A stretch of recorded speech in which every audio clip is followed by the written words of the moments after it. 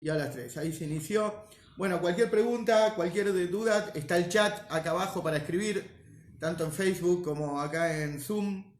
Bueno, hoy un poco el título, creo que era algo así de Abraham, el pacto eterno, que por supuesto es una referencia a la circuncisión y la posesión de la tierra de Israel. ¿Qué tiene que ver todo esto con Mashiach? ¿Qué tiene que ver Abraham con el sentido de la creación, con el objetivo de la creación? Bueno, básicamente la posesión de la tierra de Israel y la circuncisión quizás hasta hoy en día son las dos características más notables del pueblo judío. De lo que más se habla del pueblo judío prácticamente hoy día en la calle, en los diarios, en los medios de comunicación, ¿qué se destaca de un judío? Toda la objeción a la tierra de Israel y la posesión de la tierra de Israel. Bueno, la posesión de la tierra de Israel está ya en la primer parshá, donde aparece el primer judío, un poco como les contaba el lunes, el tema de la posesión de la tierra de Israel. Y pasando al otro tema, al tema orgánico, no a la posesión de una parte en el mundo, sino a una pequeña parte de nuestro mundo personal, ¿sí? Una parte de nuestro cuerpo. La Torá también nos habla de la circuncisión, que increíblemente la circuncisión es algo que el judío está caracterizado y siempre al judío se lo distingue por ese detalle de fábrica con el que se lo modifica al nacer, vamos a decir, e increíblemente la circuncisión, tal vez muchos sabios dicen esto, es la mitzvah que más sobrevivió al paso del tiempo. Es decir, hay mitzvot que por la asimilación los judíos empezaron a perder, por ahí a olvidar, a cumplir de forma mínima, pero la circuncisión es algo increíblemente que se mantuvo en porcentajes altísimos en el pueblo judío, incluso en los momentos más difíciles, de mayor olvido, de mayor distancia. Es decir, estos dos temas que aparecen hoy centrales en esta parshá, una parshá que es central y global, increíblemente ya estamos en Heshvan, ya pasó el mes de Tishrei y las fiestas, ya pasó la parshá Bereshit, que es una parshá global, que es la primera de toda la serie. Ya pasó Noach, que habíamos estudiado la semana pasada, que es la parshá global, nuestra primera semana completa de inserción en el mundo. Y llega esta semana y también es decisiva esta parshá, la número 3 de la Torá. Justamente, la número 3 de la Torá, una Torá que está radicalmente relacionada con el número 3. Como nuestra redención, como el tercer templo, que también están directamente relacionados con el número 3. Pero ¿qué tiene que ver todo esto, el Brit Milá, la posesión de la tierra de Israel con Mashiach y con Abraham en particular? En una parshá, como les decía, que aparece Abraham Avinu, Abraham nuestro padre, es presentado en sociedad prácticamente a los 75 años, aunque hay un evento que es a los 70 años de Abraham en esta parshá, que es el pacto entre las partes, el Brit Ben Abetarim, donde viene esta alianza que estudiamos el lunes, esta alianza eterna entre Hashem y el pueblo judío. Pero aparece Abraham, el primer judío, y ya en el primer judío nosotros descubrimos el objetivo de la creación. En la misma vida de Abraham, y como describe el rabino doctor Moshe Ben Maimón, conocido en español como Maimónides, ya en la vida de Abraham vemos desde el inicio esa búsqueda de Hashem, esa búsqueda de la divinidad, esa búsqueda de revelar la verdad existencial, y así lo describe Maimónides, lo llama Eitan, así son llamados los patriarcas, Eitanim, poderosos, fuertes, porque esa fuerza radica en el espíritu. Eitan ya empezó a navegar en su mente, explica Maimónides, y ya empezó a buscar a Hashem, y ya empezó a buscar la revelación de Hashem en el mundo, y empezó a trabajar en consecuencia de esto, a buscar la revelación de Hashem en el mundo. Y buscar la revelación de Hashem en el mundo es la definición de Geulá, de redención, justamente. Lo que nosotros llamamos en nuestra época llegada del Mashiach. Pues el Mashiach, como siempre estudiamos, finalmente es un rey descendiente de la dinastía de David, que es el padre de la monarquía judía, que va a traer esa redención tal cual la trajo Moisés en la salida de Egipto. ¿Qué es la redención? Es la revelación de la verdad de la existencia. Ver realmente cómo hay un creador, que ese creador se instale abiertamente y deje de ocultarse. Pero vamos a lo nuestro. ¿En qué se parece a Abraham nuestro padre? La circuncisión y la posesión de la tierra de Israel, que son temas hasta hoy en día vigentes y polémicos y fuertes y discutidos. ¿Qué tiene que ver con la redención? ¿Qué tiene que ver todo esto? Entonces, yo les contaba la semana pasada que cuando estudiamos de los patriarcas tenemos una regla de la Torá oral que el hasidismo y el Rebbe en particular la desarrolla muchísimo, que es la expresión Masé Avot Siman Levanim. Los hechos que acontecieron a nuestros padres son una señal, y no solo una señal, sino un suministro de fuerza para sus hijos. Cuando nosotros estudiamos en la Torá todo lo que ellos vivieron, de alguna manera, al vivir ellos situaciones similares a nosotros, nos allanaron el camino para que nosotros podamos transitar en paz, y no solo que ver que ellos superaron los mismos obstáculos nos da enseñanza y nos da fuerza espiritual, sino que directamente dice la Torá que esto es un suministro, un surtidor de poder espiritual. Y por eso es que nosotros cuando estudiamos de Abraham, vemos en Abraham justamente pruebas y pruebas dificilísimas, cómo la vida a Abraham se le resetea a los 75 años, vimos el lunes, cómo tiene un llamado divino, es el Lej Lejá, esa expresión de redención. Abraham se libera, sale de Harán, sale de ese estado, en esa situación difícil, en esa sociedad tremenda, donde él ejercía influencia, y sale hacia adelante, y sale transformando toda la existencia, que es la definición de redención. Como les conté, creo en la clase pasada, cuando sale de ahí, cuando le dice, ve para ti, salí de tu tierra, le dice. No le dice salí de Harán, de ese lugar que era la ciudad de la furia, ese lugar inmoral, corrupto, sino de tu tierra. ¿Por qué? Porque Abraham ya lo había transformado, igual que nosotros. Lo nuestro no es una fuga y una escapatoria a la redención, ¿sí? Un escapismo, como alguno podría suponer, una cuestión de aferrarse a una religión y escapar de la realidad. No, Abraham transformó el lugar, así como un judío durante la historia transforma el lugar donde se encuentra, el lugar donde vive, e instala divinidad, y tiene una vida espiritual, y su propia presencia y actitud en vida revela la presencia divina en el mundo. Bueno, por eso la Torá le dice a Abraham, salí de tu tierra, no le dijo salí de Harán, salí de Caracas, ¿se acuerdan? Y le dice salí de la casa de tu padre, no le dice salí de Teraj, que Teraj era el papá de Abraham, que tenía mala prensa, ¿se acuerdan? Ya era tu padre, también el padre había cambiado, la familia. Pero ¿a qué quiero ir? Que Abraham sale, va hacia la tierra de Israel, la camina, toma posesión, y apenas llega a Israel tiene una prueba tremenda. En la tierra de Israel hay una hambruna terrible, terrible la hambruna. ¿Sí? La hambruna, me sonó la bruna, Rubén, pero hambruna, hay una hambruna terrible en la tierra de Israel, y ¿cómo se llama? Se ve obligado a irse a Egipto, a descender. Y como les conté en alguna oportunidad, el descenso a Egipto fue la preparatoria para que nosotros descendamos a Egipto. Es decir, que el mismo pueblo en el futuro iba a descender a Egipto. ¿Y cómo iba a sobrevivir?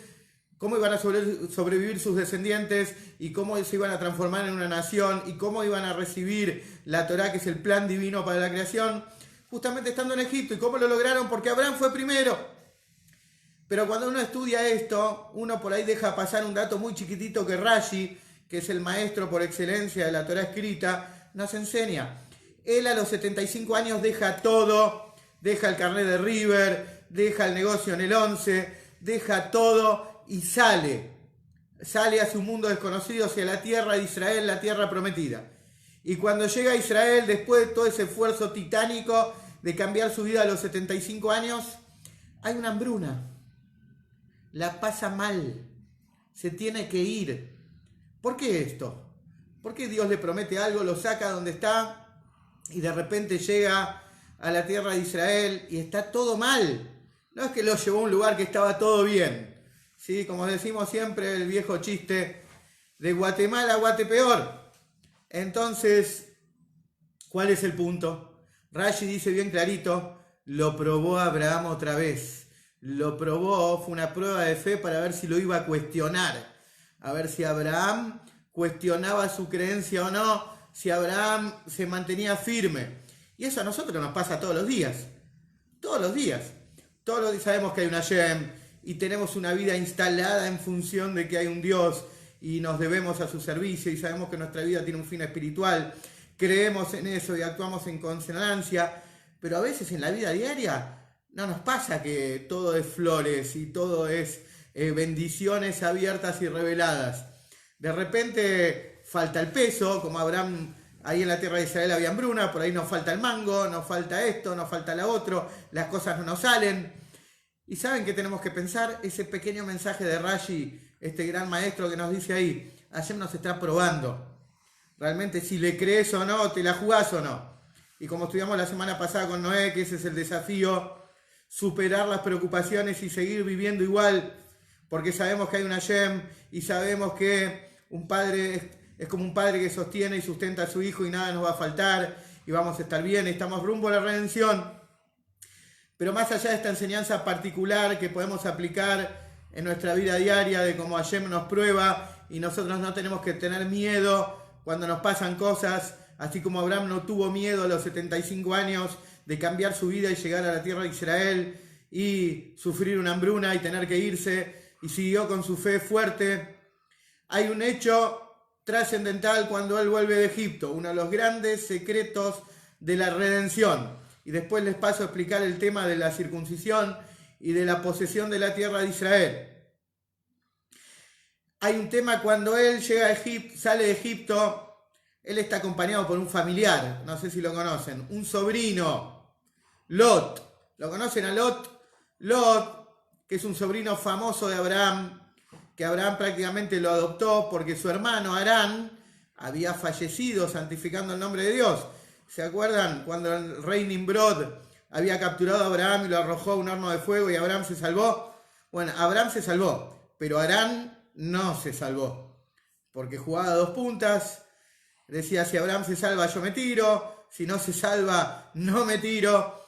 Entonces Harán murió carbonizado, pobrecito. Entonces ahí fue cuando Abraham adoptó a Lot, y esto es uno de los grandes secretos de la redención, uno de los grandes secretos de la llegada del Mashiach.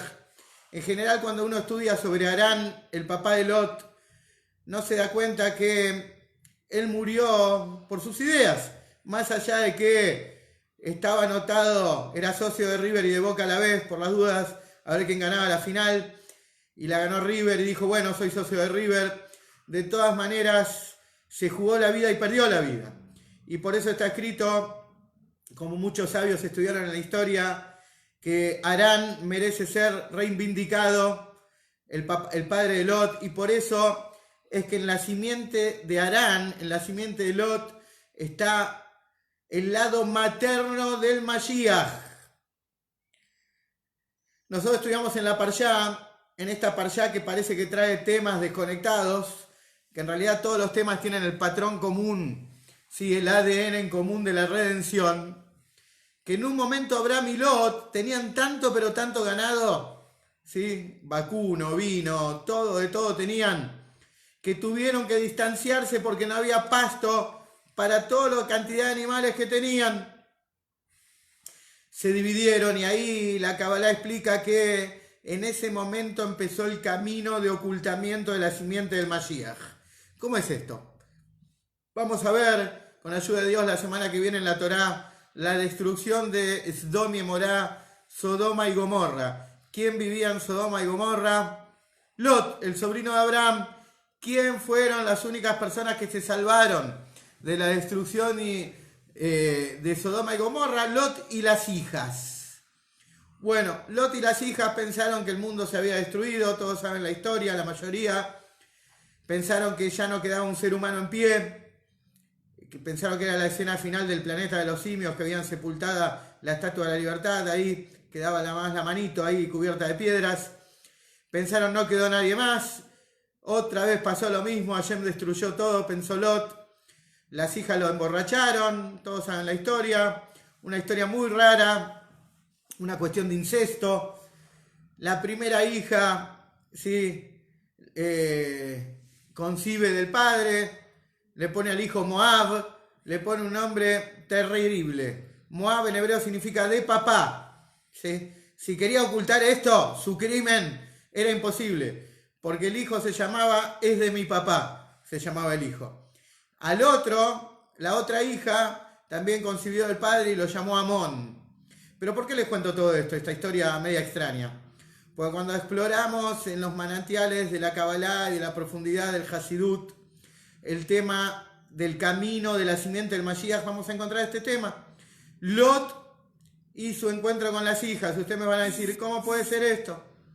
¿Cómo puede ser que el camino del Mashiach se dividió así?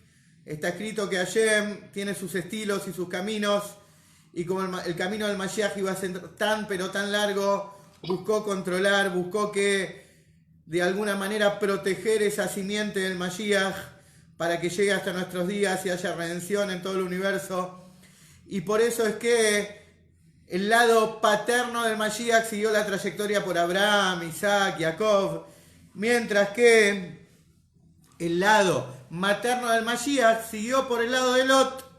Lot, como vimos, tuvo con su hija Moab, y de Moab, algunas generaciones después, sale la famosa bisabuela del rey David, como les conté en Shavuot, que se llama Ruth, que en Shavuot estudiamos allá por junio toda la historia de Ruth, cómo se casó con Boaz y el matrimonio duró la noche de bodas nada más, cómo concibió a Obed, Obed concibió a Ishai, Ishai tuvo a David, y cómo la polémica que estaba alrededor de David por esa bisabuela extraña que venía de Moab. En David se volvió a reunir, David descendía de parte de padre de Yehudá, donde es la monarquía, y de parte de padre también venía justamente la abuela del padre era Ruth, y en Ruth y Boaz se habían vuelto a juntar en los bisabuelos, ¿sí? Se habían vuelto a juntar las dos simientes, el lado materno y el lado paterno.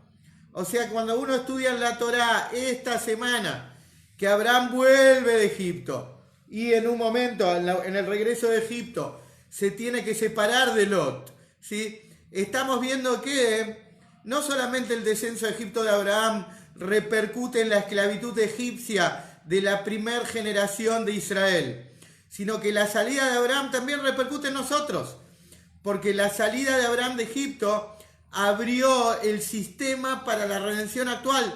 Miren qué conectados están los temas.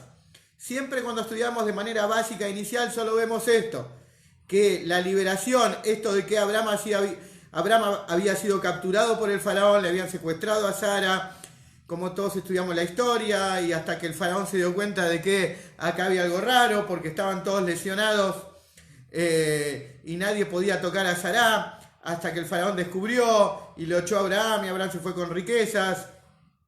Siempre habíamos estudiado que esta estadía de Abraham y Sara en Egipto fue la que sentó las bases para que después el pueblo judío salga 6 generaciones después. Lo que nunca habíamos estudiado es que esta estadía del primer judío con la primer judía, Abraham y Sara, en Egipto, sienta las bases de nuestra propia redención. Porque justamente cuando sale de Egipto, sí, se produce la separación con Lot. Pero vayamos al punto. La parshá de nuestra semana tiene que ver justamente con la redención, con el Brit Milá, que es la circuncisión, y con la posesión de la tierra de Israel. Y justamente les decía que todos estos temas están conectados con la redención definitiva, con la llegada del Mashiach. Está escrito que cuando Abraham, en el año 2047, el año hebreo 2047, se circuncidó a los 99 años, ¿sí? Produjo algo impresionante que nunca había pasado en el mundo. Tardaron 2047 años en el mundo para que el cielo y la tierra se encuentren. Por primera vez una mitzvah, una orden divina, tocó contacto con la materia, se instaló y perduró. ¿Dónde? En el miembro masculino de Abraham, en el Brit, ¿sí? Hasta ese momento la Torá define que las mitzvot que hacían los patriarcas eran aromas, como alguna vez estudiamos como Rexona, pero que te abandona, porque los patriarcas hacían mitzvot, atraían divinidad al mundo y espiritualidad, pero el mundo todavía no era fértil para conectarse con lo espiritual, y todo lo espiritual se disipaba, como estudiamos el lunes en cuanto a todas las almas que Abraham y Sará hicieron, cómo se terminaron disipando también. Entonces, ¿el punto cuál es? En esta parshá vemos, dicen los libros, el inicio y el comienzo de la entrega, es decir, la preparación, y el inicio de la entrega de la Torá, como explica el Rebbe en el de Bar Malhut de 1991, la última enseñanza que tenemos del Rebbe hasta ahora, la que anuncia la redención. El Rebbe dice bien clarito que en el Brit de Abraham se ve, y en toda la vida de Abraham hasta ese momento, la preparación y el inicio de la entrega de la Torá, los milenios de Torá, los milenios que justamente van a traer el conocimiento divino al mundo, se inician en este momento. Y, como les decía, hasta ese momento, cielo y tierra eran dos entes separados, eran agua y aceite que no se mezclaban, peor, ni se tocaban. Nada del cielo podía bajar e instalarse, y nada de la tierra podía ascender y superarse, trascender. La primera vez en la historia que sucede esto es en el Brit de Abraham, y lo vamos a ver la semana que viene. Los que siguen, y como siempre les aconsejamos, hay que seguir la lectura y vivir con el tiempo, seguir con la lectura de la Torá semanal. La semana que viene es Vayerá. Abraham se encuentra con el presidente de su compañía, que es Eliezer, y Abraham le dice a Eliezer: pon tu mano bajo mi muslo y júrame. Abraham le hace jurar a Eliezer. ¿Qué significa pon tu mano bajo mi muslo? Es una manera delicada y fina de la Torá de decir: apoyar las manos cerca de mi brit, ¿sí? Queda feo decirlo, entonces dice la Torá en un lenguaje más, vamos a decir, liviano: pon tu mano bajo mi muslo y júrame que Isaac se va a casar con una chica de mi familia, etc. Porque cuando estudiamos en la Torá leyes de juramento, sabemos que los juramentos en la Torá tienen que ser con un elemento sagrado, con un Sefer Torá, con un rollo de la Torá o con un tefilín en su defecto. En esa época no había elementos sagrados. Acabamos de estudiar que cielo y tierra no se podían combinar, lo espiritual y material no se fusionaban. No como hoy en día, que vos agarrás un cuerno de un animal y lo haces un shofar y es un objeto sagrado y tiene que ser cuidado, y ese objeto no puede ser llevado al baño o a un lugar sucio y tiene que estar en un lugar cuidado y utilizado de manera sagrada, el shofar, ¿sí? Entonces, en ese momento, como les conté, lo único sagrado que había en el mundo, el único lugar donde se había instalado lo espiritual dentro del espacio material, terrenal de este mundo, era el bris de Abraham. Y por eso la semana que viene vemos que cuando tiene que Eliezer jurarle, no había nada sagrado para agarrar. Lo único que había para lugar sagrado para jurar es el bris de Abraham. Entonces, acá, ¿qué tiene que ver esto con la Geulá? Antes les dije que Abraham es el que preparó e inició la entrega de la Torá. ¿Qué es la entrega de la Torá? La posibilidad de instalar la divinidad en este mundo, hacerle esta morada para Dios en el mundo y en nuestro cuerpo. Porque ahora vamos a ver justamente esta la relación entre Israel y el Brit Milá y la circuncisión, que siempre van de la mano en la Torá y en las bendiciones. La circuncisión y la posesión de la tierra de Israel. Y acuérdense que nuestro cuerpo es una pequeña tierra de Israel también. Entonces, ¿cuál es el punto? Todo el tema de Abraham vino, Abraham nuestro padre, de preparar e iniciar la entrega de la Torá, nos muestra que todo el tema de la Torá es hacer de este mundo una morada para Dios, de nuestro cuerpo una morada para Dios, y esto se realiza justamente combinando cielo y tierra, materia y espíritu, y hasta el momento de Abraham, cielo y tierra eran dos cuestiones antagónicas, disociadas, que era imposible que interactúen. Con Abraham empezó la interacción entre el cielo y la tierra, lo espiritual, lo celestial pudo empezar a bajar e instalarse, y lo terrenal pudo empezar a ascender. Y esto se ve de forma certera, con certeza, en el Brit de Abraham. ¿Y cómo vemos esto? Abraham es el primer ser humano que empezó a instalarse él mismo como una morada para Dios. La Torá nos dice que la circuncisión es uno de los preceptos suprarracionales, que va más allá de la razón. No hay una explicación lógica, ni siquiera médica, más allá de todos los beneficios y las cosas buenas que salen como consecuencia del bris, de la circuncisión.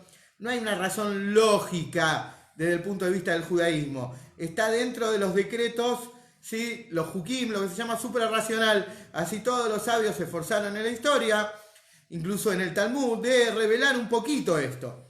Por supuesto, cuando estudian Hasidut, saben que el Brit Milá es el número 8, que es lo sobrenatural y que excede lo cíclico, que es el 7. Pero cuando vamos al Talmud, por ejemplo, el Talmud nos habla de una cuestión del Brit Milá por ahí que tiene que ver muy con lo terrenal, con lo bajo del ser humano. Dice que el Brit Milá favorece quitarle al hombre su pasión desenfrenada, su desvío. Pero por otro lado, vemos en la Torá y en la semana que viene que el Brit Milá sirvió para algo de juramento, como un objeto sagrado de juramento, algo positivo. ¿Qué nos está diciendo esto? ¿El Brit Milá para qué vino? Como dice el Talmud, para quitarle al hombre su desviación, lo peor de su ser, ¿sí? Lo que peor puede caer o degenerarse, o viene a transformarse en algo positivo constructivo. Bueno, el Brit Milá simboliza justamente lo que es el mundo del Mashiach, la instalación de la divinidad en lo más bajo de lo más bajo.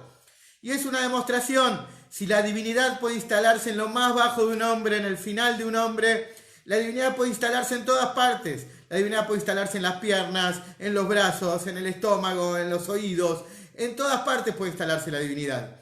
Es decir, y esta es la razón real y la razón más profunda. Es decir, es una demostración realmente de que cielo y tierra se pueden unir. Y queda sellado en el judío el Brit Milá. La palabra, el verbo que se utiliza con el bris en las bendiciones es Hatamta al Besarenu, que significa sellaste sobre nuestra carne, quedó sellado en nosotros. Algo inamovible, no pintado, sino sellado en nosotros el Brit. Y esta es la mejor demostración que el cielo se puede instalar en la tierra. Y es la demostración que en nosotros mismos podemos instalar y podemos transformar nuestro cuerpo en una morada para Dios, que ese es todo el objetivo, como estudiamos comúnmente en el hasidismo, este concepto de hacer dirá betachtonim, una morada en los niveles inferiores de la creación, una morada justamente en castellano tachtonim se dice abajos, ¿sí? En castellano no existe abajos, es abajo, porque es plural. La morada para Dios se construye, como siempre estudiamos, en el mundo y en nosotros mismos. Y justamente el Brit Milá demuestra que sí se puede construir una morada para Dios en nosotros.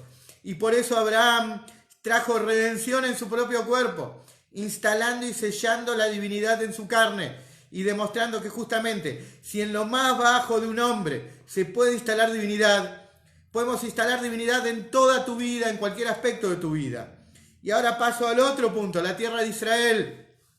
Instalar divinidad en lo más bajo, en la tierra. No volar por los mundos y por los aires, sino en la tierra física. Y este es el motivo que el lunes estudiamos tanto, cómo Abraham caminó la tierra de Israel a lo largo y a lo ancho, desde el Nilo hasta el Éufrates, desde el norte hasta el sur, y etcétera. Todo lo que es la tierra de Israel real, con los tres territorios que faltan, el Kení, el Kenizí, el Kadmoní, que alguna vez estudiamos que recibimos de los 10 territorios que componen la tierra de Israel, solo recibimos 7, faltan 3 que están asociados a las fuerzas intelectuales, a la inteligencia, al entendimiento, a la comprensión, Jochma Binah y Dat, que es la sigla que conforma Chabad, las iniciales.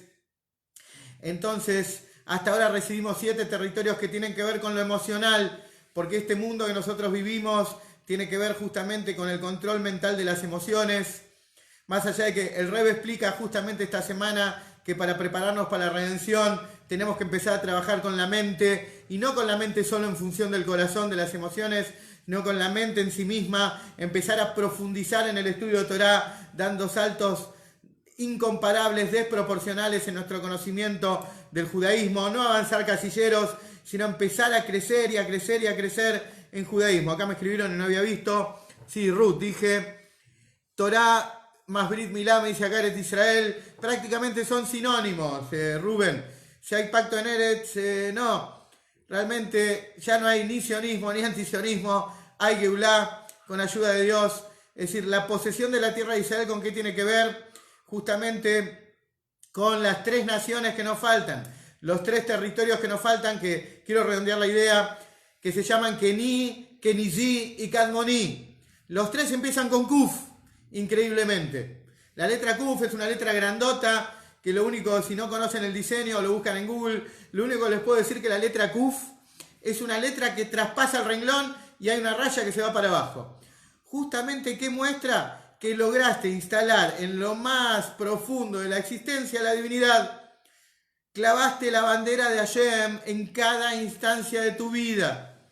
Que esto justamente demuestra la posesión de la tierra de Israel y la relación directa que existe entre la tierra de Israel y el pueblo de Israel. Es decir, no solamente la tierra espiritual, sino el objetivo que es la tierra física. Porque toda la historia los judíos buscaron volver a la tierra de Israel y recuperar la tierra de Israel e instalarse en la tierra de Israel, y justamente la plenitud de un judío es en la tierra de Israel, porque al no tener la tierra de Israel hay un montón de mitzvot que dependen de la tierra de Israel misma, de acuerdo a sus límites, de acuerdo a la Torá, que no los podemos cumplir estando afuera.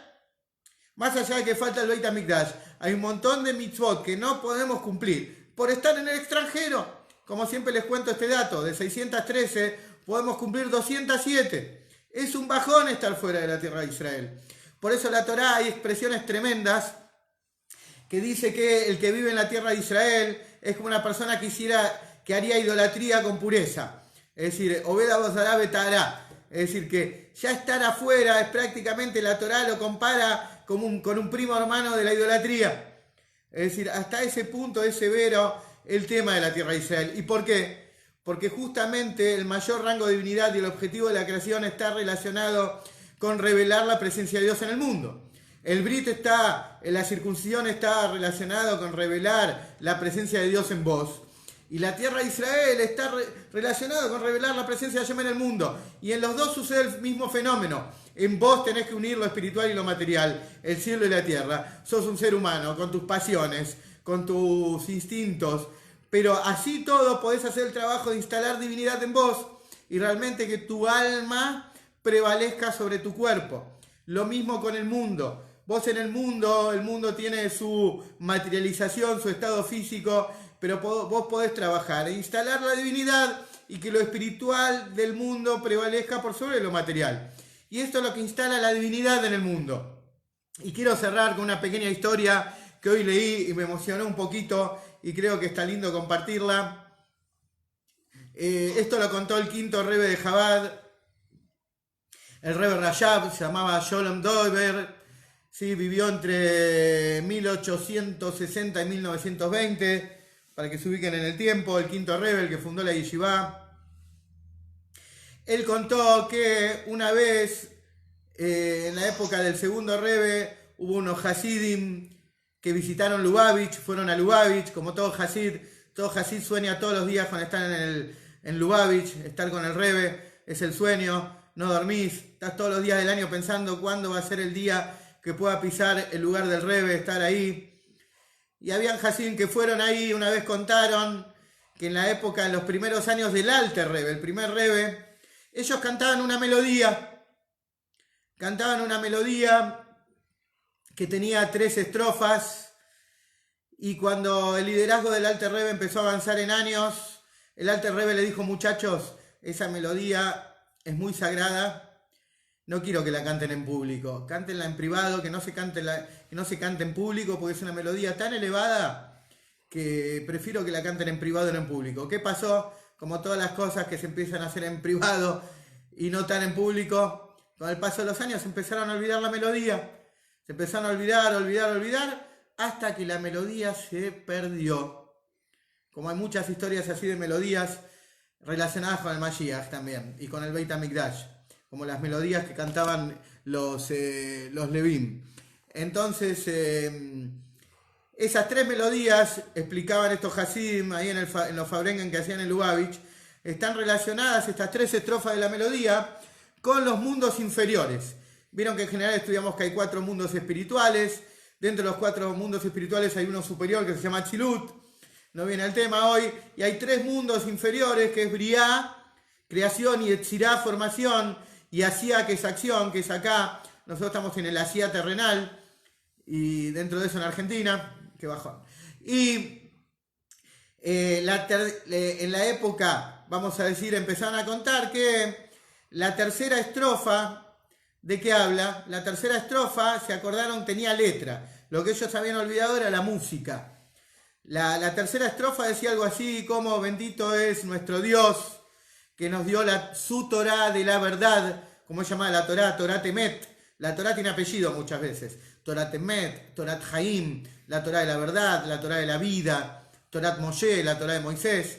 Pero la letra de la tercera estrofa era: bendito es Hashem, nuestro Dios, el que nos dio la Torá de la verdad, que nos otorga entendimiento, sabiduría y comprensión, Jochma Binaidat, para comprender la intención de la creación y para entender la intención del descenso del alma en este mundo y todo lo que Hashem nos da. Esto era la letra. El Rebbe Rajab dijo que realmente lo que le toca a nosotros, me refiero a nuestra generación, la del Rebbe Melech HaMashiach, lo que le toca a nuestra generación es la tercera estrofa y esa letra. A nuestra generación le toca comprender y abrir los ojos todos los días para ver cómo la redención está instalada, cómo realmente Hashem nos está dando su Torah de verdad, realmente todos los días ponernos a valorar. Miren que siempre te dicen, vos no valorás lo que tenés. Típica frase de amigo o amiga, vos no valorás esto y valorás lo otro. Bueno, el Rebbe Rajab dice, tenemos que valorar la Torah de verdad que Hashem nos dio y tenemos que valorar la conciencia y la inteligencia, como dijo el Rebbe, que tenemos que esforzarnos en el estudio de la Torah y trabajar con la mente más que nunca para prepararnos con la redención. Más allá de las emociones, hoy en día uno tiene que trabajar a nivel mental, profundizando de forma incomparable el estudio de Torah, cada vez más y más estudiar. Pero dice el Rebbe Rajab, tenemos que realmente darnos cuenta de lo que Hashem nos da.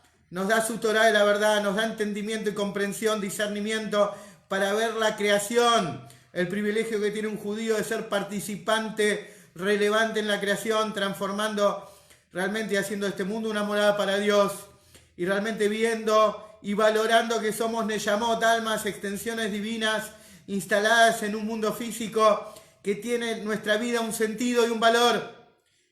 Es decir, el hecho de que podemos instalar divinidad en nosotros y en el mundo realmente tiene que subir nuestra conciencia y ese es el desafío de nuestra generación, la actual, para traer Mashiach, tener esa alegría, esa conciencia de que tenemos la Torah de la verdad y que tenemos y comprendemos que hay una intención en la creación, la vida tiene un sentido, que cada acto que hacemos, cada mitzvah, cada vez que desarrollamos un poco el alma, realmente estamos definiendo la historia. Bueno, que tengan todos Shabbat Shalom, que ya mismo venga la revelación de Moshiach, que se nos cumpla a nosotros el Lech Lejá, que nosotros salgamos de nuestro Harán, de nuestro país de la furia, sí, porque Harán en hebreo, ¿se acuerdan? Significa enojo, que nosotros ya mismo salgamos y vayamos toda la tierra de Israel con paz mundial, como estamos viendo que avanza la paz mundial a pesar de la contra que existe en el mundo, la paz mundial se está instalando y que sea nuestro Lech Lejá, que ya salgamos, si Dios quiere, hacia la tierra de Israel con la redención. Así que bueno, un saludo para todos y Yehi Amelech.